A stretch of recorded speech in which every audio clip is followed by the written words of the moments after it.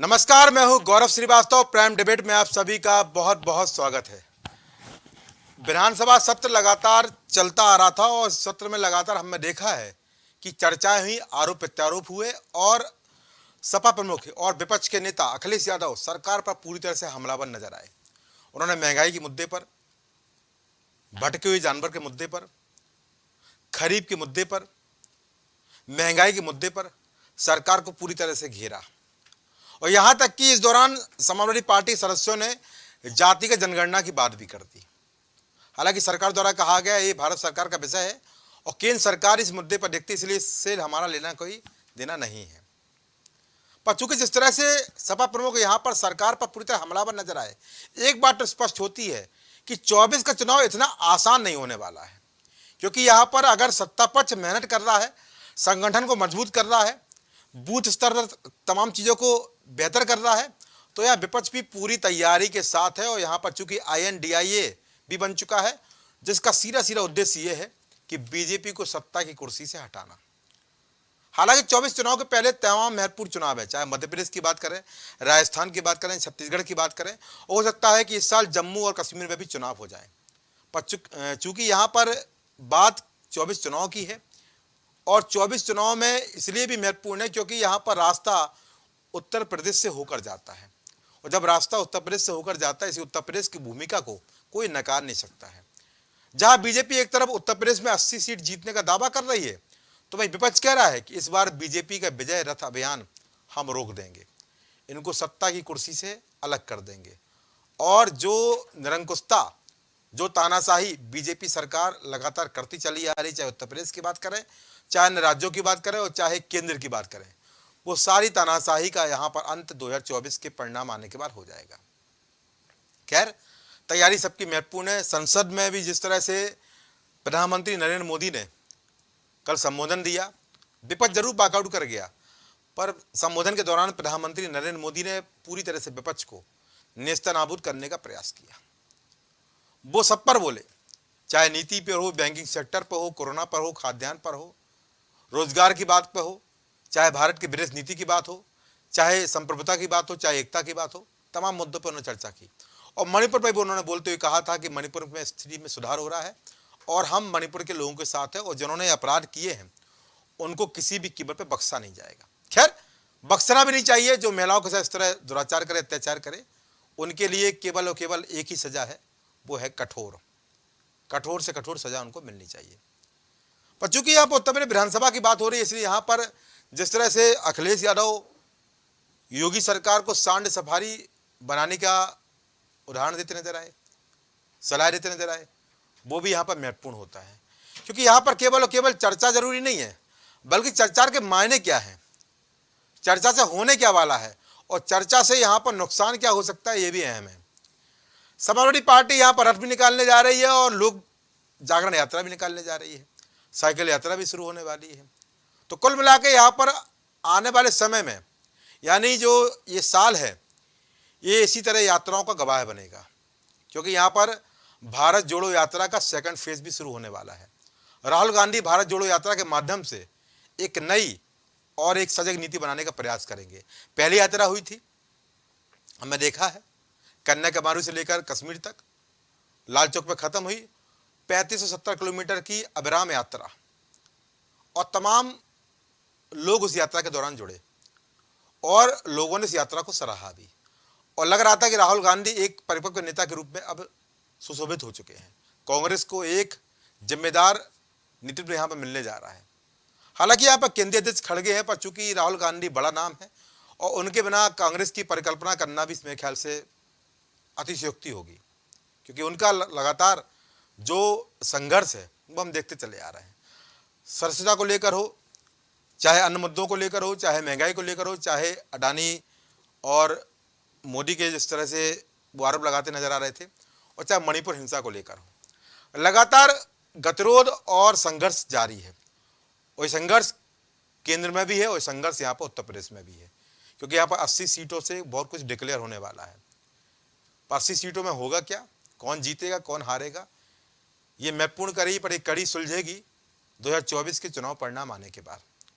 पर चूंकि कड़ी यहाँ पर है और उत्तर प्रदेश की बात हो रही है, इसी विधानसभा के दौरान क्या क्या कुछ कहा अखिलेश यादव ने और उत्तर प्रदेश के मुख्यमंत्री योगी आदित्यनाथ ने, वो कुछ बयान सुन लेते हैं, फिर चर्चा को आगे बढ़ाते हैं। मुख्यमंत्री कार्यालय में काम करने वाले अधिकारी की जान चली जाए एक जानवर से टकराने से, अगर उसके लिए कोई सुरक्षा नहीं है तो जो आम जनता उसके लिए सुरक्षा क्या है? हम आए दिन सोशल मीडिया पे या अलग तरीके से वीडियो देखते हैं क्या किस तरीके से सांड ने गली में आकर के किसी बच्चे को, किसी महिला को, किसी बुजुर्ग को उठा करके फेंक दिया। यही $1 ट्रिलियन की इकोनॉमी का सपना है क्या? यही नेता सदन के बगल में बैठे अमेरिका में देख करके आए थे क्या? यही देखा था आपने अमेरिका में कि सांड सड़कों में घूम रहे हैं। आप पर बजट है, क्यों नहीं पकड़ते आप इनको? इसमें कौन सा आपका पैसा खर्च हुआ जा रहा है वित्त मंत्री जी का? आप पकड़िए, आपकी योजना चल रही है, इकट्ठा रखिए उनको, क्यों नहीं रख रहे हैं? और नहीं मानते, कहीं आप अपने ही जिले में एक सांड सफारी बना लो। किसने रोका है आपको? परिवारवाद की शुरुआत नेता सदन आपने की है, आपने शुरू की। आप मुझसे पहले लोकसभा में सांसद बने, तो आपको सदन को यह बताना पड़ेगा कि परिवारवाद किसने पहले शुरू किया। और आपको तो डबल लाभ मिला, डबल इंजन, डबल लाभ। आप सांसद भी बने और मठ के अध्यक्ष भी बन गए, आप ही मालिक भी आप ही हैं। तो परिवारवाद का असली लाभ तो आपको मिला है, हम लोगों को नहीं मिला किसी को। तो ये जो परिवारवाद है, अगर किसी ने शुरुआत की है तो हमारे नेता सदन ने शुरुआत की। अध्यक्ष महोदय, ये जितने लोग बैठे हैं, उन्होंने एक गाना सुना था, और जब मैं मंच पे रहता था इनके साथ तो एक गाना हमेशा गाते थे, चल सन्यासी मंदिर में। और अब मैं बैठना चाहूं और आप खड़े होना। अध्यक्ष महोदय, केवल गाने के लिए खड़ा कर रहा हूं इनको। जो पहली लाइन तो इन्होंने गा दी, उस गाने की दूसरी लाइन गा दे, मैं बैठ जा रहा हूं। मेरे अंगने में तुम्हारा क्या काम है? अध्यक्ष महोदय, क्योंकि ये शपथ लेने गए थे, तो नेता सदन ने ये गा करके सुनाया, मेरे अंगने में तुम्हारा क्या काम है। क्योंकि ये तो इतिहास गवाह है कि जब परिवार में सत्ता का संघर्ष आगे बढ़ता है तो कुछ न कुछ चीजें तो सामने आएंगी। और पुराने जो है अनुभवी नेता हैं, शिवपाल जी तो इतना पापड़ बेले हैं, तो कुछ तो सामने आएगा, कुछ तो परिणाम सामने आने चाहिए। और शिवपाल जी, आपके प्रति हमारी बहुत सहानुभूति है, क्योंकि जो लोग जन्म से चांदी के चम्मच में खाने के आदी हैं,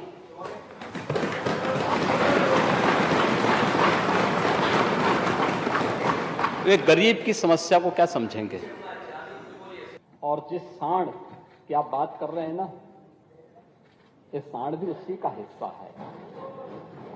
आपके समय में ये बूचड़खानों के हवाले होता था, हमारे समय में यही पशुधन का पाठ बना हुआ है।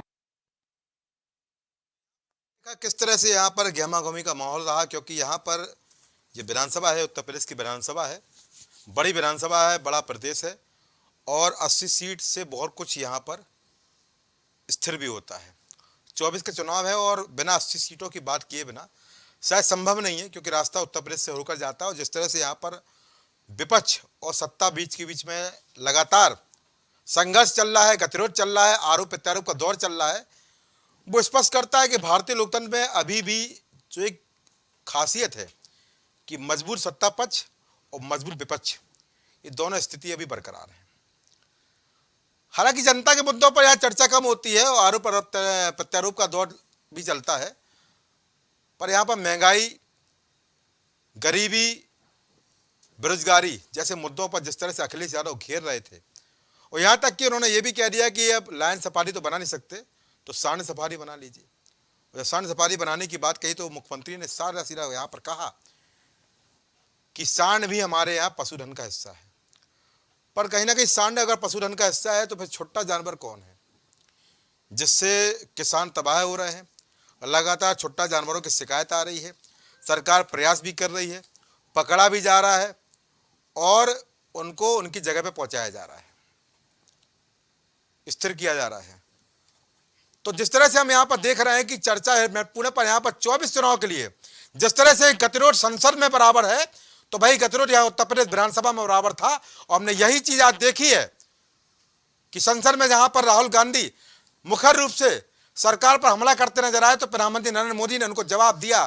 पर यहां पर जिस तरह से चीजों को हमने देखा है, कहीं ना कहीं उस पर भी चर्चा करनी जरूरी है। पहले संसद और अब विधानसभा उत्तर प्रदेश में जिस तरह से चीजें हुई हैं, वो कहीं ना कहीं स्पष्ट नहीं हो पा रही हैं, क्योंकि यहां पर केवल बात हम चर्चा की नहीं करेंगे, बल्कि यहां पर चर्चा होगी कि किस तरह अब रणनीति बनानी पड़ेगी। क्योंकि समाजवादी पार्टी साइकिल यात्रा और तमाम तरह की यात्राओं के माध्यम से मेहनत करने के लिए कमर कस चुकी है, तो वहां बीजेपी संगठन को मजबूत करने का प्रयास कर रही है। तो भाई कांग्रेस यहां पर भारत जोड़ो यात्रा 2 के माध्यम से अपनी स्थिति को मजबूत करेगी और चुनौती पेश करेगी बीजेपी के विजय रथ को रोकने के लिए। तो महत्वपूर्ण चर्चा विषय है, उस पर चर्चा करने के लिए हमारे साथ मेहमान कुछ ही समय में जुड़ने वाले हैं।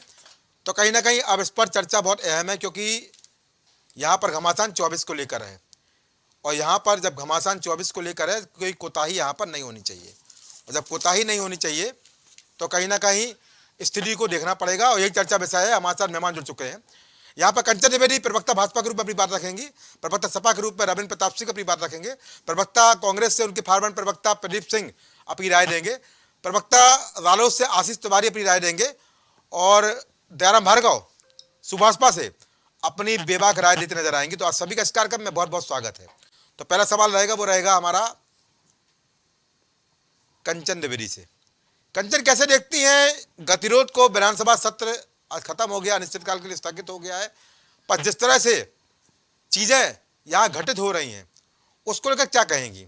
क्योंकि यहाँ पर जो आरोप हैं उन आरोप को यहाँ पर समाधान करना भी जरूरी है, क्योंकि जिन आरोपों की वो बात कर रही हैं वो आरोप कहीं ना कहीं अब समझने पड़ेंगे, क्योंकि वो आरोप जनता जुड़े हैं, और जनता के मुद्दों पर अगर बात नहीं करेंगे तो यहाँ पर व्यवस्थित करेगा कौन? क्या जवाब है आपका कंचन? जी गौरव जी, देखिए संसद इसीलिए बनाई गई है, इसीलिए हमारे सारे नेता लोग मिलते हैं और एक साथ बैठ करके चर्चा करने का माध्यम इसलिए बनता है कि एक सामंजस्य बन सके, एक जनता के लिए जो एक उनका उपाय है किसी भी समस्या का वो मिल सके, सारे लोग मिल करके। इसलिए इसलिए सदन बनती है, बिगड़ती है। लेकिन मुझे कुछ अखिलेश जी को सुनकर के, क्योंकि आपने अभी उनको बिल लगाया भी, तो देखा जाए तो जो जिस तरीके से कर रहे हैं, इस जनता की समस्याओं का समाधान तो मुझे नहीं लगता। हास्य तरीके की ऐसा लगता है हास्य समारोह हो सदन में ही, अच्छा, थोड़ा सा दुखद है मेरे लिए। बाकी मुझे लगता है कि समस्या का समाधान सरकार की तरफ से भी होना चाहिए, और ये विपक्ष का पूरी जिम्मेदारी है विपक्ष की, वो हर समस्या का समाधान करवाने पर विवश हो सके सरकार में, ये विपक्ष की जिम्मेदारी है। लेकिन हास्य और विनोद का तो माध्यम बनता ही नहीं सकता। कंचन, आपकी आवाज मुझे स्पष्ट नहीं आ पा रही है। ठीक है, मैं प्रवक्ता सपा को लेता हूं तब तक। रविंद्र जी, संग्राम बड़ा जरूरी है, और संग्राम शुरू हो चुका है मेरे ख्याल से, कि यात्राएं भी आपकी शुरू होने वाली हैं। पर जिस तरह से मुख्यमंत्री यहाँ पर अखिलेश यादव को सलाह देते नजर आए कि चाचा का सम्मान नहीं किया, वही परिवारवाद के पुराने मुद्दे उखाड़े गए, चर्चा उसी पर हुई, जनता के मुद्दों को अखिलेश यादव ने उठाया, पर सदन के माध्यम से उस चीजों को कंटिन्यू नहीं कर पाए। जवाब तो उन्होंने तमाम चीजों को दिए, और मुख्यमंत्री जिस तरह से यहाँ पर लगातार हमलावर रहे, कहीं ना कहीं अब यहाँ पर नीति और बेहतर बनानी पड़ेगी। कैसे लिखते हैं? क्योंकि यहाँ पर अब विधानसभा सत्र खत्म हो गया है, अब समय आ गया है आपका धरातल का। उसके लिए क्या नीति बनाई है, और किस तरह अब सड़क पर संघर्ष करके अपनी जनाधार को मजबूत करते हुए बीजेपी की चुनौती पेश करेंगे उत्तर प्रदेश में? देखिए, प्रथम तो आपने सदन का पूछा, तो एक पहला प्रश्न है मेरा जी कि पिछले 6 साल से सदन एक सप्ताह में क्यों बंद हो जाता है? बड़ा प्रश्न है, जबकि सदन कम से कम 20 दिन 22 दिन चलना चाहिए जी, क्योंकि आदित्यनाथ जी के पास कोई जन कल्याण का मुद्दा नहीं रहता है। अच्छा, इसलिए सदन एक हफ्ते में बंद कर देते हैं जी। फिर अगर वो कहते हैं परिवारवाद, तो इस पूरे सदन में जी उत्तर प्रदेश के जी विधानसभा में जी सबसे बड़े पारिवारिक बैकग्राउंड से स्वयं मुख्यमंत्री जी आते हैं। अच्छा उनका परिवार भारतीय राजनीति में 1933 से सक्रिय है। जी उनके दादा गुरु भी राजनीति में थे, उनके जी। गुरु जी भी राजनीति में थे, वह स्वयं राजनीति में हैं। जी। तो ऐसा व्यक्ति कैसे परिवारवाद पे हमला कर सकता है? अच्छा दूसरा विषय है कि भारत परिवार से ही बना है। हम परिवारवाद के ही समर्थक हैं और परिवारवाद के समर्थक रहेंगे। अच्छा। यही भारत की मूल भावना है। अच्छा तीसरी बात, कंचन जी ने कहा कि उसमें उपहास हो रहा है, हास्य हो रहा है। जी। तो मुख्यमंत्री जी के पास हास्य करने के सिवा कुछ बचा नहीं हुआ है। अच्छा। क्योंकि उनके पास जीतने के लिए कोई नहीं है। तो जब अच्छा। उनको जीतने की बात आती है जी। तब वो बार बार उंगली किस तरफ उठाते हैं? माननीय शिवपाल जी पे उठाते हैं। अच्छा यही मुख्यमंत्री हैं। जी। पिछले योगी 1 में इनके खिलाफ 75 जी। भारतीय जनता पार्टी के सांसदों ने बेल में उतर के विरोध किया और अगर हम सब लोग मिल गए तो 150 लोग हो गए थे। अच्छा यही मुख्यमंत्री हैं जिनके घर में घुस के हम लोगों ने इनको हराया लोकसभा का चुनाव। अच्छा यही मुख्यमंत्री हैं जिसने भारतीय जनता पार्टी को 50% वोट से 30% वोट में समेट दिया। एक बार 10 सीट हारते हैं लोकसभा की, फिर उसके बाद पंचायत सीटें हार जाते हैं, फिर उसके बाद विधानसभा की 57 सीटें हार जाते हैं, फिर उसके बाद निकाय चुनाव में 8% वोट अपना कम कर लेते हैं और भारतीय जनता पार्टी के इतिहास में सबसे कम वोट पाते हैं 30% वोट। बिल्कुल। तो ये मुख्यमंत्री भारतीय जनता पार्टी के लिए समस्या बने हुए हैं। तो बिना इनके हटाए भारतीय जनता पार्टी का कल्याण नहीं होगा। अब रही हमारी बात, तो हमने लोक जागरण यात्रा निकाली थी, बहुत सफल रही थी। उससे हमें हजारों मुद्दे मिले जो जन कल्याण के हैं, नहीं हो पा रहे हैं। जी। दूसरे, अभी हम साइकिल यात्रा निकालने वाले हैं जी। या शुरू हो गई हमारी 9 तारीख से। जी शुरू हो गई है। शुरू हो गई है प्रयागराज जी से। जी। हर जिले में जाएगी। इस जिले के माध्यम से हम बूथ स्तर तक जाएंगे।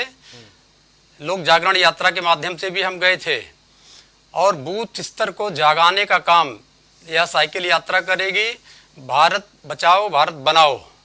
और इससे हम एक तो नज़दीकियां बढ़ाएंगे जनता से, दूसरी नज़दीकियां बढ़ाएंगे अपने बूथ के कार्यकर्ताओं से।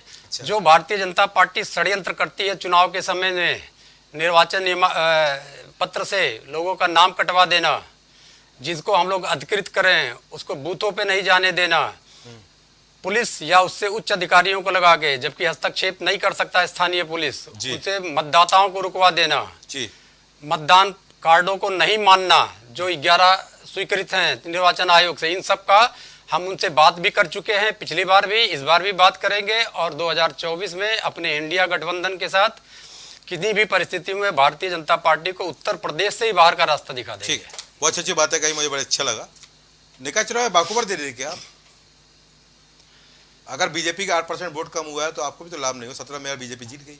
हमारा कोई बड़ी सुन लीजिए, कोई बड़ी रैली आप अखिलेश यादव नहीं किए, बड़ी जनसभा भी नहीं किए, कुछ दिनों तक सीमित रहे कानपुर लखनऊ वही 2 जगह और बाखूबर दे दिए। और फिर यहाँ पर आप जब बाखूबर दे दिए थे निकाय चुनाव में, फिर निकाय चुनाव की चर्चा करना, क्योंकि आपको भी और लाभ नहीं हुआ है, पूरी तरह से बाखूबर दिया है, आप भी जानते हैं। तो ऐसा तो नहीं है कि 24 चुनाव में भी बाखूबर ही दे देंगे, क्योंकि तैयारी तो पूरी है आपकी। तैयारी तो आपके निकाय चुनाव के लिए पूरी थी, बड़े बड़े वादे थे, बड़े बड़े टिकट बांटे गए, बड़े बड़े नाम कहे थे। ये भी कहा था कि इस बार मेयर में बीजेपी को हराएगी, कई जिलों की आप लोग चर्चा कर रहे थे, पूरे विश्वास के साथ बोल रहे थे। निकाय चुनाव में जी माननीय अखिलेश जी ने पहली रैली की थी गोरखपुर में जी, और सहारनपुर तक रैलियां किया, बीच में लगभग सभी जिलों में किया था। वैसे निकाय चुनाव का बात करने का वक्त नहीं था। लगभग सारे जिलों में नहीं किया था रमन जी, आप भी आपको पता है। सारे प्रमुख जिलों में जहां मेयर होते हैं वहीं करेंगे, बाकी जगह नहीं कर सकते हैं। अच्छा, तो जीत तो कोई नहीं पाए। हमारा मत प्रतिशत अगर आप देख लीजिएगा तो 4% बढ़ा है, भारतीय जनता पार्टी का 8% कम हुआ है। सबसे कम मत प्रतिशत भारतीय जनता पार्टी के इतिहास में है। अच्छा। अगर इसको अपनी जीत बताते हैं तो बीजेपी के कम होते आपको खुशी हो रही कि अपना भी जो है लाभ कुछ उठा नहीं पाए, उसका दुख नहीं हो रहा है क्या? हमारी बड़ी नहीं, बीजेपी का कम हो गया आपको खुशी हो रही है, उसकी संतुष्टि हो गई आपको? हमारी बड़ी है, 3% वोट हमारा बढ़ा। सीट तो नहीं बढ़ी ना आपकी, मेयर एक भी नहीं जीत पाए आप। मेयर पहले भी नहीं, मेयर पहले भी नहीं जीते थे हम लोग। अच्छा चले ठीक है। प्रदीप सिंह, प्रदीप जी, राहुल गांधी एक बेहतरीन नेता की तरह संसद में बोल रहे थे कल, हालांकि तमाम मुद्दे पर विवाद भी छिड़ गया था, उस मुद्दे की चर्चा नहीं करेंगे। पर यहाँ पर जिस तरह से भारत जोड़ो यात्रा सेकंड भी शुरू होने वाली है, संसद का सत्र अब क्या होने वाला है, उसमें क्या होगा वो तो आने वाला समय बताएगा। पर चूंकि यहाँ पर चर्चा इसके लिए भी है कि विधानसभा में जिस तरह से विपक्ष को लेकर मुख्यमंत्री योगी आदित्यनाथ हमलावर रहे, किस तरह देखते हैं विपक्ष की भूमिका को? हालांकि आपकी भूमिका वहाँ पर बहुत ज़्यादा है नहीं, पर चूंकि यहाँ पर भूमिका है और मुख्य पार्टी के रूप में आप विराजमान हैं केंद्र में, किस तरह देखते हैं आगामी समय को और किस तरह यहाँ पर नीति बनाएंगे बीजेपी के विजय रथ को रोकने के लिए? कि प्रधानमंत्री संबोधन में कहा था पूरा विपक्ष वॉकआउट करके चला गया था। निश्चित तौर पर गौरव जी, ये 2024 का रेफरेंडम जी भारत की सरकार की जो कार्यशैली है जी उसके पक्ष या विपक्ष में होगा। अच्छा, आज परिस्थितियां ये हैं, मणिपुर पर में सदन में जिस तरीके से प्रधानमंत्री का बयान आया जी जिस तरीके से गृह मंत्री का बयान आया जी, मणिपुर की संवेदना उसमें कहीं दिखती नहीं है। अच्छा, और इतना ही नहीं, आप देखिए जिस तरीके से मणिपुर पे देश के प्रधानमंत्री बात कर रहे थे, देश के गृह मंत्री बात कर रहे थे, और जिस तरीके से पीड़ादायक घटनाओं पर मेज थपथपाई जा रही थी, जिस तरीके से सदन में बैठे हुए सरकारी सदस्य मेज थपथपा रहे थे और उसमें तमाम इनकी मंत्रीगण तमाम तरह की बातें कर रहे थे, एक लफ्ज भी क्या वहां की पीड़ित महिलाओं के लिए बोला क्या? एक लफ्ज भी मणिपुर को दो भागों में बांटने की स्थिति में देश के प्रधानमंत्री का जवाब आया क्या? क्या उन्होंने उन पीड़ित वर्गों पर मरहम लगाने की बात की क्या? तमाम बातें की, इतिहास में गए, भूगोल में गए, तमाम बातें की उन्होंने, लेकिन मणिपुर के साथियों के दिलों में मरहम लगाने की बात की क्या? क्या पूर्वोत्तर राज्यों पे जिस तरीके से इनके प्रधानमंत्री की संवेदना होनी चाहिए, क्या ऐसी परिस्थिति दिखाई पड़ी क्या? मजबूर होना पड़ा विपक्ष को नो कॉन्फिडेंस लाने के लिए, क्योंकि देश के प्रधानमंत्री मणिपुर के अलावा सारी बातें कर रहे थे।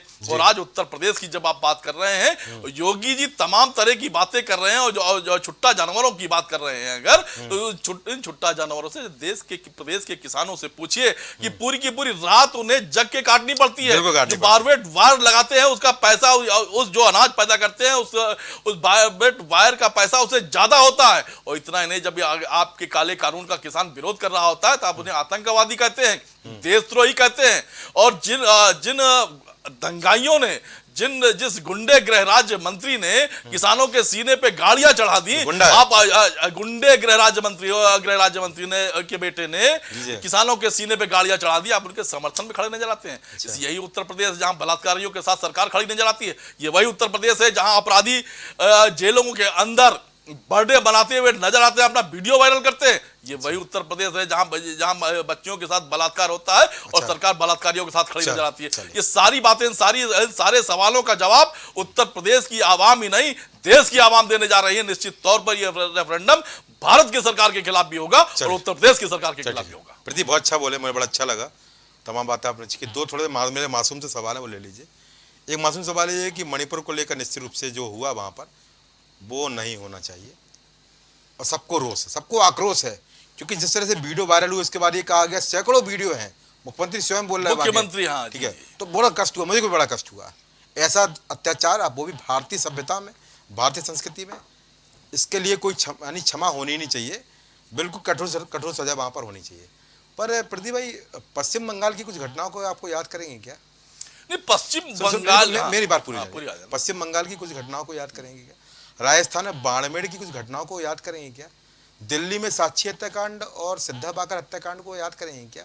उस पर भी थोड़ी सी चर्चा होनी चाहिए, उस पर भी आपका आक्रोश नजर आना चाहिए। बिल्कुल, वो आक्रोश एक तरफा क्यों होता है? जी बता रहे हैं जी। आप बंगाल की घटना को मणिपुर की घटना से जोड़कर देखते हैं क्या? अच्छा, जिस तरीके से मुख्यमंत्री ने कहा, नहीं सुन लीजिए, नहीं है क्या? पूरी बात सुन लीजिए। हाँ।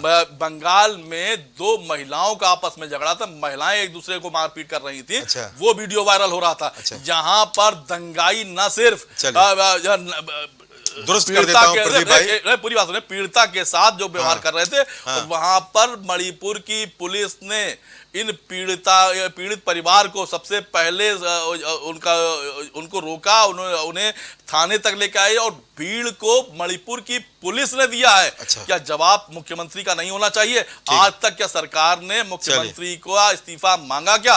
और आज भी सरकार मुख्यमंत्री के पक्ष में खड़ी। ठीक है, मैंने आपने बंगाल की मैंने बात कही, बंगाल में चर्चा कर रहा था पंचायत चुनाव की बात की, लोग मरे।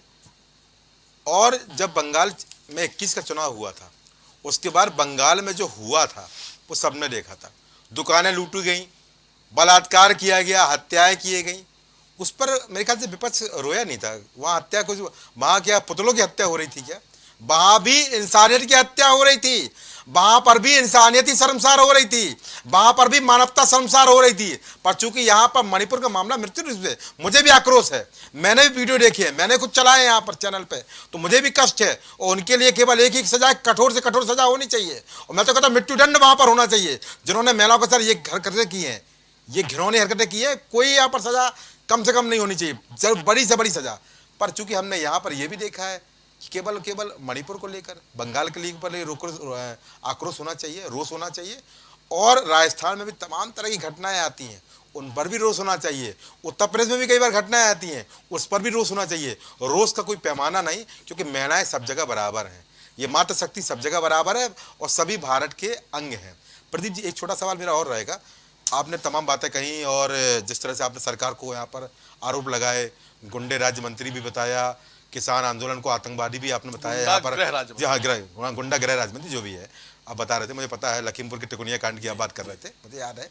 पर जिस तरह से आपने यहाँ पर एक चर्चा और की कि कितना संघर्ष किया कांग्रेस पार्टी ने, क्योंकि यहाँ पर राहुल गांधी की जो सदस्यता रद्द हो गई थी तो कांग्रेस सत्याग्रह भी कर रही थी, हमने देखा है। मैं बहुत अच्छा आंदोलन भी हुआ, सत्याग्रह भी हुआ। जनता के मुद्दों पर कितना सत्याग्रह किया, थोड़ा वो हमें डिटेल दे दीजिए। मैं कवरेज लगातार करता हूँ। गौरव जी, आपने लगातार कवरेज किया जनता के मुद्दों पर। न सिर्फ प्रियंका गांधी जेल गई हैं, अच्छा। प्रियंका गांधी चुनाव लखनऊ नहीं है, चुनाव लखनऊ नहीं है, सुन लीजिए, चुनाव जेल गई हैं। हमारे पूर्व प्रदेश अध्यक्ष ने कम से कम सैकड़ों, अरे लल्लू जी को छोड़ दीजिए, इनकी बात कर लीजिए। लल्लू जी खाबरी जी की बात कर लीजिए। लल्लू जी भारतीय जनता पार्टी के हैं क्या? लल्लू जी सड़क पर आंदोलन कर, पूरी कांग्रेस सड़क पर आंदोलन कर रही थी। अब कैसे छोड़ सकते हैं? आप बात करते हो जिन मुद्दों पर जिस तरीके से गिरफ्तारियां हुई हैं, और हमारे अध्यक्ष को आपने जेल भेजा है। अच्छा। जब कोरोना काल में कांग्रेस सड़कों पर थी, तमाम विपक्ष के साथी सड़क पे थे, तो आप उन्हें गिरफ्तार करके जेल भेज रहे थे। अच्छा। और जो राशन की व्यवस्था विपक्ष कर रहा था, उनको भी आप सीज कर दे रहे थे, अपने माध्यम से बंटवाने की बात कर रहे थे। और आप याद करिए, ये वही उत्तर प्रदेश है जहां 1.5 लाख रुपए में सिलेंडर, ऑक्सीजन का सिलेंडर भी यही वो गोमती है जहां पर लाशों का भंडार देखा गया। और उसके बाद जब आप वहां पे कवरेज करने पहुंचे तो आपको भी हटा दिया गया। वहां पे टीन शेड लगा दिए गए थे और आपकी भी गिरफ्तारियां हो रही थी। ये याद कर लीजिए, ये असंवेदनशील सरकार है। इस तरह की सरकार का जवाब उत्तर प्रदेश की आवाम देने जा रही है। और जहां तक रही श्री राहुल गांधी की बात, राहुल गांधी जी के निलंबन की बात, माननीय सुप्रीम कोर्ट ने फैसला सुना दिया है। और इनकी तो आदत है, जो भी इनके खिलाफ सवाल खड़ा करता है उसका निलंबन होता रहता है। और जब बात करते हैं, अब बात कर रहे हैं बंगाल और राजस्थान की तमाम जगहों से जोड़ते हैं। माननीय उच्चतम न्यायालय ने भी कहा है कि इस घटनाओं को आपकी समानता के साथ आप नहीं जोड़ सकते, समानता के साथ आप नहीं जोड़ सकते। मणिपुर की घटना अंतरराष्ट्रीय स्तर पर भारत की निंदा हो रही है। अंतरराष्ट्रीय स्तर के तमाम राष्ट्रों के सदन के अंदर भारत की निंदा हो रही थी और देश के प्रधानमंत्री मौन है। हम पूछना चाहते हैं और बार बार पूरे विपक्ष को संगठित होकर आपके खिलाफ अविश्वास प्रस्ताव लाना पड़ा, इसलिए कि प्रधानमंत्री जी की संवेदना जागे और मणिपुर के साथियों के साथ उनकी संवेदना सम्मिलित हो। बिल्कुल, जवाबदेही तो होनी चाहिए भाई। जवाबदेही यहाँ नहीं होगी तो फिर राजा कैसा, प्रधानमंत्री कैसा? और जवाबदेही यहाँ पर देनी ही पड़ेगी, क्योंकि 90 दिन से अगर मणिपुर चल रहा है तो जिम्मेदार कौन है? और जिम्मेदारों को यहाँ जवाब देने आना पड़ेगा। केवल यहाँ पर संवेदना व्यक्त करने से अब काम नहीं बनने वाला है, क्योंकि यहाँ पर अगर संवेदना व्यक्त करते रहेंगे तो 24 चुनाव में बड़ा नुकसान भी उठाना पड़ सकता है। हमारे साथ आशीष तिवारी रालोद से जुड़े हुए हैं। आशीष जी भाई, आपके, अब मैं क्या कहूँ, थोड़ा सा तस्वीरें कुछ ऐसी वायरल हो जाती हैं जिनको देखकर थोड़ा सा मन भ्रमित हो जाता है, सूत भी बताने लगते हैं। कभी रालोद के विधायक मुख्यमंत्री से मिल लेते हैं तो कभी जैन जी की जोड़ने की खबरें आ जाती हैं। नहीं, मैं भ्रमित नहीं हो रहा हूँ, चूँकि सूत्र बताते हैं और सूत्र, हम तो भैया सूत्र पर ही चलने वाले मीडिया के लोग हैं। तो कैसे देखते हैं यहाँ पर गतिरोध विरोध व्यवस्थाओं को? क्योंकि यहाँ पर तो ये भी कहा जा रहा है कि शायद आप वहाँ ना चले जाएं। हालांकि ये भी कहा जा रहा है कि जो बैठक होने वाली है INDIA की, उसमें यहाँ पर वो जाएंगे जैन जी। और चूँकि यहाँ पर राज्यसभा में शामिल नहीं हो पाए थे, चूँकि कहा गया था उनकी शायद धर्मपत्नी की तबीयत खराब थी, बहाना जो कहानी बताई गई थी। खैर जो भी हो, और जब कोई वजह होती है तो आदमी निश्चित रूप से वहाँ पर शामिल नहीं हो पाता है। पर कैसे देखते हैं इन तस्वीरों को, इन व्यवस्थाओं को, इन गतिरोध को और जुड़ाव की खबरों को खंडन कैसे करेंगे? क्योंकि यहाँ पे बयान दीजिए, क्योंकि यहाँ पर केवल ये नहीं कि बैठक में शामिल होंगे तो स्पष्ट हो जाएगा, बयान भी आना चाहिए अगर इस तरह की खबरें मीडिया में चल रही हैं। और अगर शामिल नहीं हो रहे हैं तो आगे की रणनीति क्या है? क्योंकि ये भी कहा जा रहा है कि सीटें बहुत मांग रहे हैं आप NIDI से, INDIA से। उत्तर प्रदेश में बड़ी सीटों की बात हो रही है, ज़्यादा सीटों की मांग हो रही है, तो ये भी गतिरोध हो सकता है। जवाब आपको देना है, आशीष तिवारी। देखिए गौरव जी, अब ये सूत्र जो आपने बताए हैं, तो सूत्र के हिसाब से आप लोग सूत्र लगाते रहिए। अच्छा, क्योंकि 12 सीटें मांग रहे नहीं मांग रहे, 12 सीटें मांग रहे नहीं मांग रहे हैं। अब 12 नहीं, हम तो सर 80 पे लड़ रहे हैं, आपको पता ही नहीं है। लीजिए, फिर गठबंधन अलग हो गया। क्यों हम अलग हो गए सर? जहाँ पर हम लड़ रहे हैं वहाँ हम लड़ रहे हैं, जहाँ हम नहीं लड़ रहे हैं वहाँ पर हमारा गठबंधन लड़ रहा है। क्या बात है। तो हम तो 80 सीटों पे लड़ रहे हैं ना। जहाँ पर हम मान लीजिए हमारा कैंडिडेट नहीं लड़ रहा, हमारे गठबंधन का कैंडिडेट लड़ रहा है, चलिए, तो हम अपने गठबंधन के कैंडिडेट को वहाँ पर जिताएंगे। हमारी जो ताकत होगी हम वहाँ पर उसको देंगे जी। हम वहाँ पर काम करेंगे। तो हम तो सर 80 की 80 सीटों पे लड़ रहे हैं। क्या बात आपको ये किसने कह दिया कि तो आप हमारा हाँ, सूत्र सीटों पे- नकार रहे हैं? आशीष जी, आप हमारे सूत्र नकार रहे हैं, सूत्र आपके गलत है, ये बोल रहे हैं आप। बिल्कुल गलत है सर। आपके सूत्र तो वो फोटो पे कुछ भी अपने मन से बना के दे देते हैं। अच्छा। आप उसको न्यूज बना के चला देते हैं। ये अच्छा। आपकी समस्या है, आपके सूत्रों की समस्या है।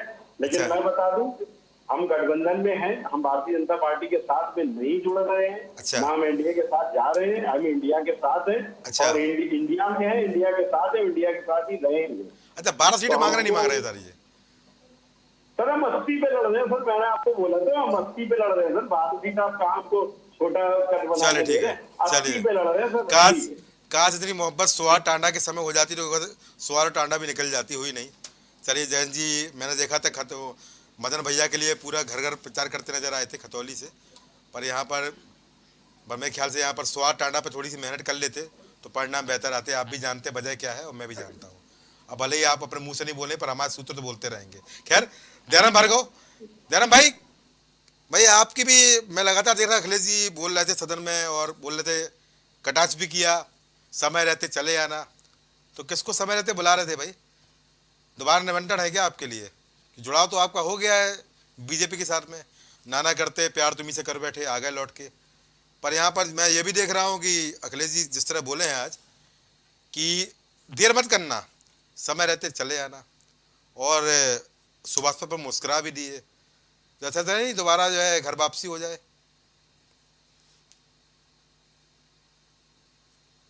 श्रीवास्तव जी, जब हम उनके साथ थे तब तो कदर इन्होंने किया नहीं। अच्छा, अब हम एनडीए के साथ में हैं तो इंडिया परेशान है। अच्छा, एनडीए 3 शब्दों में है, इंडिया को 5 भागों में बांट दिया। अच्छा, जोड़ने के लिए आप खूब जोड़ो गौरव भाई, लेकिन जिसमें गांठ पड़ जाती है वो जोड़ अच्छा नहीं होता। अच्छा, देश और प्रदेश में तमाम क्षेत्रीय दल हैं, गठबंधन बनते हैं बिगड़ते हैं, लेकिन गांठ नहीं होनी चाहिए। अच्छा, जिस तरह की बातें सहयोगी दल के नाते, गठबंधन के नाते, अगर सहयोगी दल आपसे कोई उम्मीद रखता है जी, कोई बात बोलता है तो उसको स्वीकार करना चाहिए, उसको नदारद नहीं करना चाहिए ना। अच्छा, और यही कारण आप देखिए कि आज जो इंडिया है वो परेशान इसी बात से है। अच्छा, एक चीज और बता दें हम गौरव भाई, हमारे इंडिया में आने से, इंडिया वाले जो है इंडिया में आने से परेशान कोई नहीं है। ना कांग्रेस परेशान है, अच्छा, न बसपा परेशान है, न कांग्रेस परेशान, आम आदमी भी नहीं है जी। केवल अगर कोई परेशान है तो समाजवादी परेशान है। लीजिए, उसका कारण है 2022 में। ये आप घूम फिर के समाजवादी पे क्यों आ जाते हैं भाई? 2022 में आपको और कोई नजर नहीं आता क्या? घूम फिर के समाजवादी पे आ जाते नहीं, हैं आप बताए। प्रश्न तो समाजवादी पार्टी ने किया ना, कांग्रेस ने थोड़ी किया। अच्छा भाई आप बताइए, जो इंडिया बना उसमें से किसी ने थोड़ी किया है। अच्छा, प्रश्न तो समाजवादी नहीं आप बोल रहे थे ना पार्टी की तरफ से कि सहयोगी दल बोलता है तो बुरा नहीं मानना चाहिए। अब आप सुबह कुछ बोलते हो, शाम को कुछ और बोलते हो, अगले दिन कुछ और बोल देते हो, तो बुरा तो मानेगा भैया अगला आदमी। है। नहीं, जी। देखिए राजनीति में हाँ, अगर नहीं बोलोगे हाँ, तो संगठन चलता नहीं है, पार्टी अच्छा, क्या चलती बात नहीं है। है। सुबह दूसरा बयान, शाम को जनता दूसरा, आपसे जुड़ेगी सुबह नहीं। अगले दिन हमारी तीसरा। बात सुन लीजिए गौरव भाई, सुनिए। सुना देखिए, लीजिए। ये जितने लोग हैं गुमराह करने की बात करें, हम सही बात बोल रहे हैं भाई, इसलिए कि जनता की इच्छा क्या है, जनता अच्छा। की मांग क्या है, जनता क्या चाहती है, उन जनता के मुद्दे को लेकर के हम जब बात करते हैं, तो जो पार्टियां उनके मुद्दों को केवल सुन करके उसको नकारने का काम करती है, उनके पेट में दर्द होता है। अच्छा। आपने देखा होगा, हम जब सपा के गठबंधन में थे, हमने यही बात तो बोला था कि अति पिछड़ी जो जातियां हैं, जिनका जी। विधानसभाओं में बोरा भर भर के वोट है, अच्छा। उनको आप सदन में भेजने का काम करिए, उनको टिकट दीजिए। नहीं दिया गया ना, अगर दिए होते तो नजारा कुछ और होता। जी। और हमारी ताकत को समाजवादी पार्टी के कुछ जो शीर्ष इनके सिपा सलाहकार हैं, जी। नहीं माने, जी। जिसे हम इनके राष्ट्रीय प्रवक्ता समाजवादी पार्टी के जो अखिलेश यादव जी के राष्ट्रीय अध्यक्ष जी के सिपा सलाहकार है, जिनकी बातों को लेकर के सुनते हैं। जी। अभी आपने देखा होगा, एक ब्रजेश यादव जी हैं, जी। आप सोशल मीडिया के माध्यम से वो स्वयं उन पे आक्षेप लगा रहे हैं। अच्छा। किस तरह समाजवादी पार्टी में जी। जो संघर्षों से बना नेता है, जो जमीनी नेता, उसको किस तरह वहां प्रताड़ना मिलती है। जी। उस ऑडियो वीडियो से ये पता चलता है जी। कि वहां पे काम करने वाले की सम्मान नहीं है, जी। वो केवल वहां पे उससे काम लिया जाता है, उसकी सुनवाई नहीं है। अच्छा। तो ये कारण है समाजवादी पार्टी की, सुहेलदेव भारतीय समाज पार्टी में अच्छा। आदरणीय नेता ओम प्रकाश राजभर जी, जो हमारा नगर अध्यक्ष है, उनकी भी बात स्वयं डायरेक्ट बात करते हैं। अच्छा। अच्छा। डायरेक्ट उसके पास कॉल करने का काम तो जिला अध्यक्ष से, मंडल अध्यक्ष से, विधानसभा अध्यक्ष से। अच्छा। अच्छा।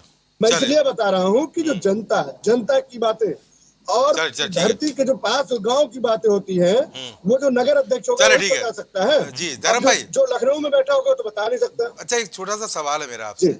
आपके कितने विधायक हैं? जी, 6। तो 6 कैसे, 5 ही हुए ना। वो अब्बास अंसारी को विधायक मानते क्या आप अपना? आप तो बोलते एसपी का विधायक है वो। नहीं, हम देखिए हमने कहा छोटा क्वेश्चन बता हमारी दीजिए। हाँ। पार्टी के सिंबल से विधायक है, सुन लीजिए। हाँ। हमारी पार्टी के सिंबल से विधायक है। अच्छा। नेता समाजवादी पार्टी के हैं। अच्छा, ये कौन सी बात हुई? मैं आज इसलिए, हाँ। मेरी बात सुन लीजिए।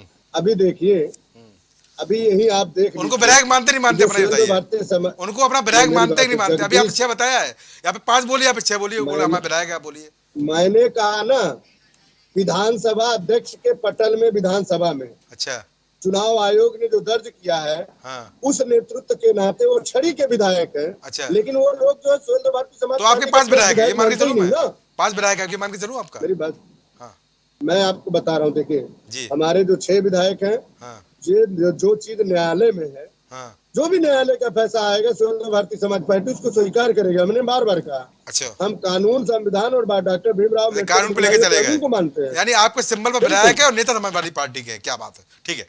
मैंने आपको बोला, सुनिए मैं बता रहा हूँ, सुन लिया, कितनी बार बोलेंगे, वही बात आ गई, आपकी बात आ गई, मैं मैं समझ गया आपकी हूँ। बात को। जी बोलिए, बोलिए, बोलिए धर्म भाई, बोल लीजिए, नाराज मत हो जाइएगा आप। जी जी बोलिए, बोलिए। नहीं, मैं नाराज नहीं हूँ गौरव भाई, मैं क्यों नाराज हूँगा? मैं तो जब जनता की बात चलो मैं मान लेता हूँ, 6 विधायक है, चलो मान लेता हूँ, नौजवानों की बात करता चलो हूँ। 6 विधायक मान लेता हूँ मैं नाराज नहीं हूँ। चलो ठीक है, जी ठीक है, जी। 6 विधायक है। लेकिन आज जो उत्तर प्रदेश में जिस तरह की स्थितियां पैदा हुई हैं, अगर इन स्थितियों का इनका निवारण हुआ होता तो शायद आदरणीय नेता ओम प्रकाश राजभर को ये मुद्दे उठाने की जरूरत नहीं पड़ती। अच्छा। अच्छा, अभी आपने शुरुआत में बहुत सी बात कही थी धर्म भाई, आपने बोला था गांठ पड़ जाती है तो फिर दिक्कत होती है, तो बीजेपी के छोड़कर 18 महीने में चले गए थे, गांठ नहीं पड़ी थी क्या? दोबारा आ गए? नहीं, गांठ सुलझा ली क्या? आप देख लीजिए ना। हाँ। मैंने आपको कहा ना, बीजेपी ने थोड़ी कभी कहा बीजेपी के नेतृत्व में कि राजभर जी 4 है तो 1 रह जाएंगे। अच्छा। आप बताइए ना, समाजवादी पार्टी के मुखिया ने कहा नहीं कि गिनती भूल जाएंगे 1 और 2। अच्छा। क्यों बोला उन्होंने? इससे स्पष्ट होता है कि उनके नेता है, विधायक हमारे सिंबल में जब चाहे तो बुला लेंगे। अच्छा। अच्छा। साफ जाहिर होता है। चले ठीक ये है। स्वयं राष्ट्रीय अध्यक्ष चले, हमने देखा है, हमने नहीं कहा। 22 के चुनाव में गलवैया डाल के हेलीकॉप्टर से प्रचार होता, मैंने देखा, मैंने खुद कवरेज किया है।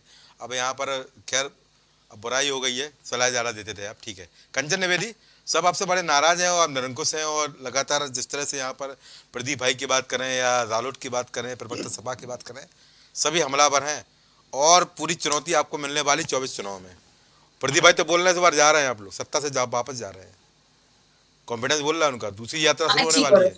जी जी बिल्कुल।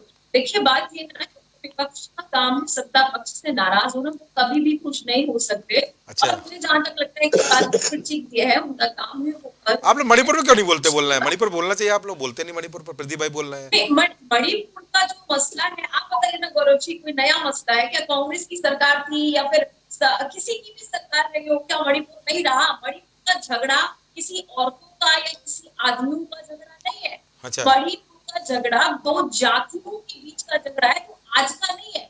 वहां पर वो मणिपुर जल रहा है ना, उससे पहले हृदय जलने शुरू हुए हैं, जी। इसके बाद आज मणिपुर जल रहा है। तो आज की केवल समस्या होती तो एकदम से उसका समाधान हो जाता, लेकिन ये दो हृदय जो जल रहे हैं ना, ये बहुत पुरानी वाली सभ्यता है, और पुरानी वाली ये जो चीजें हैं ना, इतने जल्दी समाधान होने वाली नहीं है। और एक बात गौरव जी, जो बार बार सभी लोग कह रहे हैं कि बोले क्यों नहीं, बोले क्यों नहीं, बोल क्यों नहीं रहे, मैं आपके चैनल पर एक बार और मणिपुर पे ही कह करके आई हूँ कि बोलने से समाधान नहीं होता है, बोलना और करना। अगर आपके पास दोनों है तब तो आपकी बात ठीक है, लेकिन केवल आप बोल रहे हैं और केवल मरहम केवल बोलने से लगा रहे हैं। मुझे नहीं लगता कि भारतीय जनता पार्टी का ये काम है। मुझे लगता है मेरी पार्टी का जो काम है वो केवल अपनी समस्याओं से, जो की जिम्मेदारी है, समस्याएं जहाँ पर जनता की है उसका निवारण करना, ना कि केवल उस पर बोलना। तो मुझे लगता है मेरे जो आला नेता है वो उसके लिए सोच रहे हैं, विचार कर रहे हैं। बाकी जो हमारा विपक्ष है उसका काम है, वो उनका काम है, वो कर रहे हैं। अच्छी बात है कि वो अपना काम तो कर रहे हैं, क्योंकि केवल उनको बोलना है, उनको करना तो कुछ है नहीं। क्यों नहीं जा रहे हैं सारे लोग, क्यों नहीं जा रहे हैं वहां पर देखने के लिए? कर सकते हैं ना, पर नहीं कर। ठीक है जी। कंचन जी, एक छोटा सवाल मेरा आपसे भी है। 44 लाख की आबादी है मणिपुर की, पता है आपको? महज 44 लाख। यही आबादी प्रदीप भाई, मेरे ख्याल से लखनऊ की आबादी भी यही है, 45 लाख। तो सुन लीजिए मेरी बात, सवाल ले लीजिए। पूर्वोत्तर का खूबसूरत राज्य है मणिपुर, और वहाँ पर अगर इतनी सी आबादी में हम शांति व्यवस्था बनाने में नाकाम हो रहे हैं, 90 दिन, कोई भी मामला कोई भी रहा हो, समुदाय का मामला रहा हो, हमारे पास हमारी सेना विश्व की नंबर 3 सबसे बड़ी सेना है। इतनी बड़ी सेना, इतने बड़े बड़े हमारे बल होने के बावजूद वहाँ पर हथियार लूट लिए जाते हैं। वहाँ का डीजीपी हथियार सरेंडर करने के लिए अपील कर रहा है। वहाँ पर आगजनी हो रही है। महिला किसी भी समुदाय की हो, महिला होती है, मातृशक्ति होती है।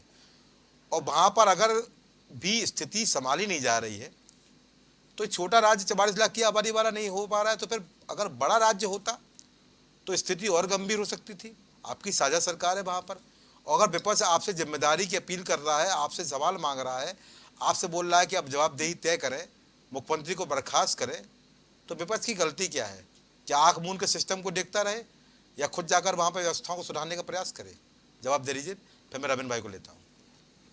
बिल्कुल, देखिए, जवाबदेही केवल और केवल सरकार की है, और मैं वो कर रही हूँ कि जवाब मेरा है, जवाब सरकार का है। लेकिन जवाब में भी फर्क होता है कि जवाब केवल मुंह से देना नहीं है। मुझे भी तकलीफ है हर एक व्यक्ति को, चाहे वो सरकार की तरफ से हो या विपक्ष की तरफ से, हर एक व्यक्ति को इस बात की तकलीफ होगी कि वहां पर ऐसा क्यों हो रहा है। सभी का दिल दहल रहा है, लेकिन कंट्रोलिंग की बात है तो कोई भी कोई कसर नहीं छोड़ता।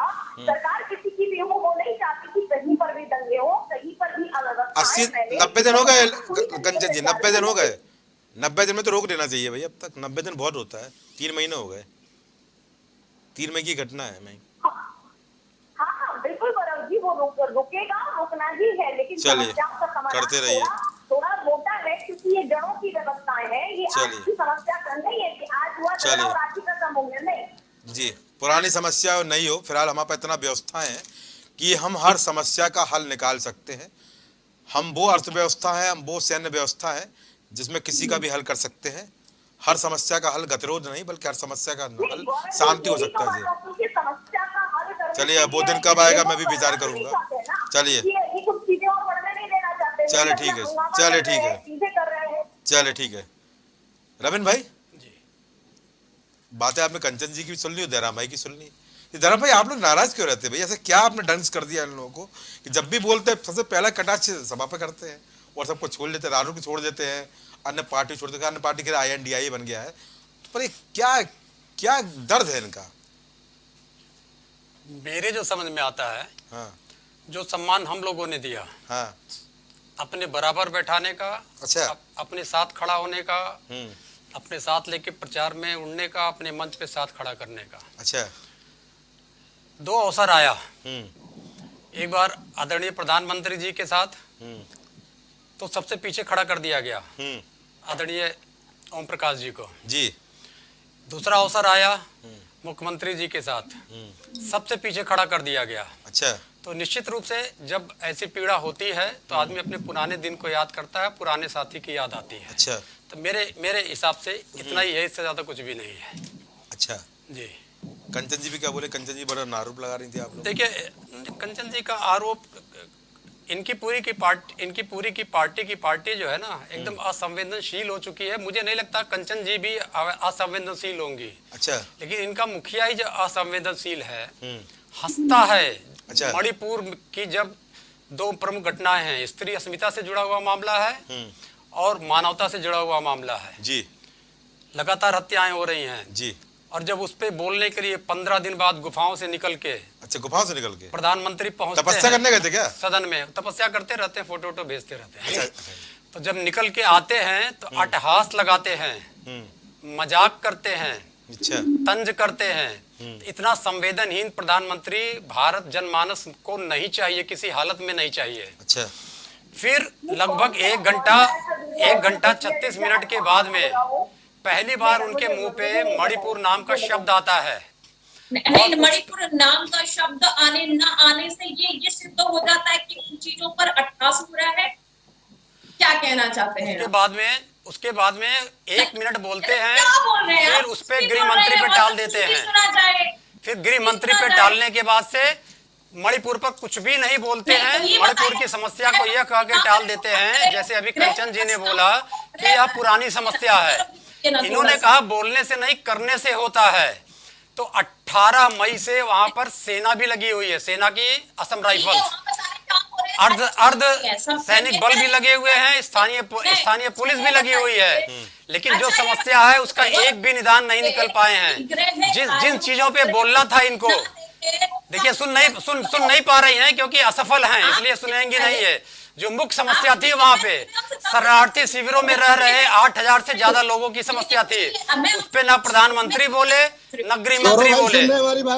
दूसरे विस्थापित, अरे सुन लीजिए, करीब मैं आपको मौका दूंगा, अभी मत बोलिए। करीब 35,000 लोग विस्थापित हुए। अभी आपको बताऊंगा। 35,000 विस्थापित लोग हुए। 35,000 विस्थापितों पे नहीं बोल पाए ये लोग। फिर ये मामले में करीब 4000 अस्त्र लूटे गए। 4000 अस्त्र लूटे गए, उस पे ना तो वहां का मुख्यमंत्री जी कुछ कर पाए, ना वहां की महामहिम कुछ कर पाई, ना उस पे गृह मंत्री ने बयान दिया और ना तो प्रधानमंत्री जी ने बयान दिया। फिर आया, क्योंकि मणिपुर में है, जैसे बहन जी ने कह दिया, कंचन बहन ने, कि वहां जातीय झगड़े, ये जातीय झगड़े हैं ही नहीं, क्योंकि मणिपुर में केवल 3 समुदाय हैं, नगा, कुकी और मैतेई। तो जो मुख्य झगड़ा है नगा कुकी वर्सेस मैतेई है, तो वहां जाति है ही नहीं। तो जब इनको यही नहीं मालूम है, अगला विषय आता है कि ये इसका जो अंतरराष्ट्रीय प्रभाव है, इसके अंतरराष्ट्रीय प्रभाव में हमको ये देखने को मिला कि यूरोपियन यूनियन ने हमारी निंदा की, ब्रिटेन की संसद ने हमारी निंदा की, अमेरिका ने हमारी निंदा की। इसको हम कैसे निपटेंगे संसद में बताना चाहिए था, लेकिन कोई नहीं बोला। किन्हीं परिस्थितियों में एक शब्द भी नहीं ये लोग बोला। तो पूरी तरीके से असफल ये कह के बढ़ जाते हैं कि पुरानी समस्या है। तो आप 9 साल से हैं क्यों? जो पुरानी समस्या है तो अगर आप पुरानी समस्या नहीं निपटा सकते हैं तो आप जाइए, जो पुरानी समस्या निपटा पाएगा वो आएगा और पुरानी समस्याओं को निपटाएगा। और आपकी तरह रह के हाथ पे हाथ धर के नहीं बोलेगा, और सुनने का भी सामर्थ्य नहीं है। ना तो लोकसभा में सुनने का सामर्थ्य है, ना डिबेट में सुनने का सामर्थ्य है। अगर आपके पास सुनने का सामर्थ्य होता तो कम से कम आप संवेदनशील बनी होती उन महिलाओं पे। आप स्वयं महिला हैं, महिलाओं पे संवेदनशील होती। और एक हमारे सैन्य बल के जो रिटायर्ड सूबेदार महोदय थे, उनकी श्रीमती जी के साथ जो दुराचार किया गया उस पे बोलती। 21 वर्षीय बालिका के साथ जो दुराचार किया गया उस पे बोलती। ये संवेदनहीन पार्टी है, क्योंकि इनकी वहां बलात्कारियों को महत्व दिया जाता है, बलात्कारियों को संरक्षण दिया जाता है। इसलिए देखिए धैर्य नहीं है, बिल्कुल भी धैर्य नहीं है, क्योंकि कुछ है नहीं इनकी बात बोलने की। जातीय हिंसा बोल रही है उसको। प्रदीप सिंह बोलेंगे जी। धन्यवाद प्रदीप जी। नहीं गौरव जी, जिस तरह की बात भारतीय जनता पार्टी की प्रवक्ता कर रहे हैं, हमारी छोटी बहन कर रही हैं, आप बताइए ना, देश के प्रधानमंत्री को ये नहीं बोलना चाहिए कि वहाँ का डीजीपी आतंकवाद जो लोग लूट कर ले गए, जिन्हें हम आतंकवादी कह सकते हैं, जो उनसे हथियार वापस करने की अपील कर रहा है। प्रदेश का मुख्यमंत्री कह रहा है कि आपने तो 2 वीडियो वायरल किया, यहाँ तो सैकड़ों घटनाएं हुई हैं। इस पर देश के प्रधानमंत्री और गृह मंत्री नहीं बोलते, और आज तक भी मुख्यमंत्री का इस्तीफा नहीं आता। और जब बात करते हैं आप बात करते हैं, और ये कि वहां पर कारगिल के जीत कर आया हुआ सिपाही जब ये कहता हो कि हमने कारगिल तो जीता है, लेकिन अपने घर में अपने परिवार की असमत हम नहीं बचा पाए, इस पर प्रधानमंत्री का एक लफ्ज नहीं आता। तमाम आप कश्मीर पे बात कर लेते हो और तमाम जगहों पे बात कर ले, और कश्मीर पर भी देश का गृह मंत्री झूठ बोलता है, और लगातार हमें कह रहे हैं तमाम ऐसी घटनाओं पर प्रधानमंत्री जी भी झूठ बोले और गृह मंत्री भी झूठ बोले। इन सवालों का जवाब देश की आवाम देने जा रही है, और आने वाले समय में हम सड़कों पर होंगे, इन्हीं सवालों के साथ होंगे, और 24 इनके लिए कठिन रास्ता होगा। कंचन जी, आपको आवाम जवाब देने जा रही है, प्रदीप जी बोल रहे हैं, जवाब आवाम को हमेशा से जवाब दे रही है, और वो बहुत अच्छी तरीके से समझती है कि कौन समस्याओं को उलझाना चाह रहा है और कौन समस्याओं को सुलझाना चाह रहा है। तो हमें भी इंतजार है कि आवाम हमारी भावनाओं को, हमारे काम को कैसे देखती है, बाकी विपक्ष को कैसे देखेगी, वो तो सभी को मालूम है कि सारी चीजें जनता के पास। ठीक है। दयाराम भाई, रविंदर भाई बोल रहे थे कि आपको जहाँ सम्मान मिल रहा है वहां पर सम्मान देखा है हमने, कहाँ पर खड़े हो रहे हैं सुभाष प्रमुख, और पहले कहाँ खड़े होते थे, अब कहाँ खड़े हो रहे हैं, सबने देखा है, और जो किया है वो भुगतेंगे। देखिए गौरव भाई, हमारे समाजवादी पार्टी के प्रवक्ता पहले ये बता दें, अगर इतने बड़ा सम्मान जो है श्री अखिलेश यादव जी दे रहे थे, तो अपने चचा को जो स्वयं उनको लालन पालन किया, पढ़ाया लिखाया, गोदी में खिलाया, उसको बेइज्जत करके इस तरह क्यों उन्होंने किया कि उनको नई पार्टी बनानी पड़ी? अच्छा, तो ये साबित होता है तो आपको क्या दर्द है? समाजवादी पार्टी, आपको क्या दर्द है? आपको क्या दर्द है?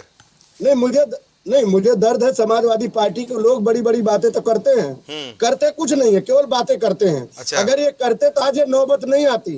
अच्छा। और वो ये कहावत है ना, अब वो कहते हैं ना कि अब पछतावे हो तो कहे जब चिड़िया चुग गई खेत। अच्छा। तो कहने का मतलब अब आपको जो है सारी किसकी चिड़िया चुग भारतीय समाज पार्टी को दिखाई दे रही है। अरे भैया दयाराम भाई, किसकी चिड़िया नहीं आ रहा था? किसकी चिड़िया जो है खेत चुग गई, आपकी की इनकी? समाजवादी पार्टी। अच्छा, समाजवादी पार्टी की। रविंद्र भाई, अभी आप देखते रहिए कितनी तोड़ फोड़ हो रही है। अच्छा, तो वो खुद देखें। अच्छा, खुद देखेंगे जी जी। रविंद्र भाई, खुद देखें, आपकी चिड़िया खेत चुग गई है। अब ये तो मुहावरा है, मुहावरा प्रयोग कर रहे होंगे, क्योंकि जब उसके पास सत्यता नहीं रहती तो मुहावरे का मदद लेता है। इनको शुभकामनाएं देते हैं कि भारतीय जनता पार्टी में फिर रही है, फिर अच्छा। नरेंद्र मोदी जी को सबसे जुट्टा आदमी बोलिए, योगी जी को जुट्टा आदमी बोलिए, योगी जी से भीख मंगाइए, फिर हमारे साथ आइएगा तो हम स्वागत करेंगे। अच्छा, जाइए, ये जो बोल रहे थे कि हमारे 6 विधायक हैं, और वो एक विधायक है वो समाजवादी पार्टी के नेता है और सिंबल इनका है, ये थोड़ा गतिरोध खत्म कर दीजिए, मैं चाहता हूँ खत्म हो जाए। जब आदरणीय राजभर जी भारतीय जनता पार्टी में थे तो लगातार मुख्तार जी से जेल में जाके मिला करते थे। अच्छा, मंत्री भी थे। अच्छा, जब हमारे साथ आए तब भी जाके मिलते थे। एक बार मिल के आ रहे थे तो उनको भारी पुलिस बल ने रोक लिया। अच्छा, और उनके कार के जो मैट्स होते हैं उसको भी उठा के जांचा, तब उनका जो स्टेटमेंट आया था। अच्छा, तो ऐसे आदमी का साथ नहीं छोड़ना चाहिए। शुरू से मुख्तार जी इनके साथ में है तो साथ छोड़ने से कोई फायदा नहीं होगा। अच्छा, और आपने हमारा बता दिया। हाँ, तो इसको आप कैसे जस्टिफाई करेंगे, आप ही जानिए। अगर नरेंद्र मोदी जी की तरह झूठ बोल रहा है तो झूठ बोलते रहिए। तो नरेंद्र मोदी झूठ बोलते बोलते 12 राज्य से सिमट के 6 राज्य में आ गए, तो आप भी झूठ बोलिए। तो आपका झूठ आपको मुबारक हो। ठीक है। आशीष तिवारी, आशीष भाई, तो 12 सीट की बात हम खत्म कर देते हैं और सूत्रों की खबर चलाना बंद कर देते हैं। INDI में ही रहेंगे, यानी चला दो, इसको फ्लैश कर देता हूँ। अब दोबारा मुलाकात तो नहीं होगी मुख्यमंत्री के साथ रालोद के विधायकों की? जी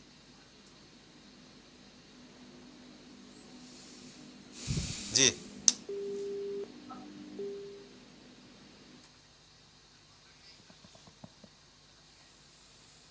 शायद आवाज संपर्क नहीं हो पा रहा है। तो आप सभी का इस कार्यक्रम में जुड़ने में बहुत धन्यवाद। यहाँ पर समय पूरा हो चुका है और यहाँ पर समय के दौरान तमाम बातें यहाँ पर निकल कर आई। जो बातें निकल कर आई उनसे स्पष्ट होता है कि आने वाला चुनाव 24 का बहुत महत्वपूर्ण होने वाला है, और ये विपक्ष के साथ साथ सत्ता पक्ष के लिए भी चुनौतीपूर्ण रहेगा। जनता किसको जनाधार देगी, जनता किसका साथ देगी, वो 24 के चुनाव परिणाम बताएंगे। पर एक बात तो स्पष्ट है कि जनता के मुद्दों को जो हल करेगा, जनता के लिए लड़ेगा, जनता उसी को जनाधार देगी। अब यहाँ परंपरा चलती रहेगी, बीजेपी की हैट्रिक होगी या बदलाव होगा, वो देखने वाली बात होगी। उसका फैसला जनता जनार्दन के हाथ में है। पर मेरा मानना यह है कि गतिरोध के अलग कुछ व्यवस्थाएं सामाजिक सरोकार को देख के करनी चाहिए। जो महत्वपूर्ण मुद्दे हैं उन पर चर्चा भी होनी चाहिए। महंगाई लगातार बढ़ रही है, टमाटर के दाम से आप अंदाज़ा लगा सकते हैं कि हमारी सारी पार्टियां फिलहाल चुनाव में व्यस्त हैं। चुनाव में व्यस्त रहिए, सत्ता भी पाइए, पर कम से कम ऐसे मुद्दों का भी हल करते रहिए जिनका सीधा सरोकार आम जनता से है, जिनका सीधा जुड़ाव आम जनता से है।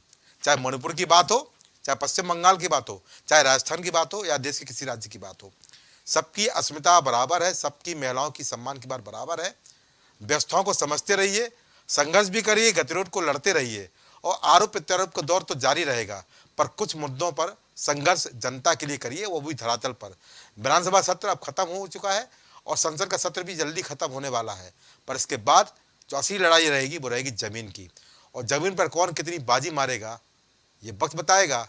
बदलाव होगा या परंपरा जारी रहेगी। तो आज की चर्चा में इतना ही। नमस्कार।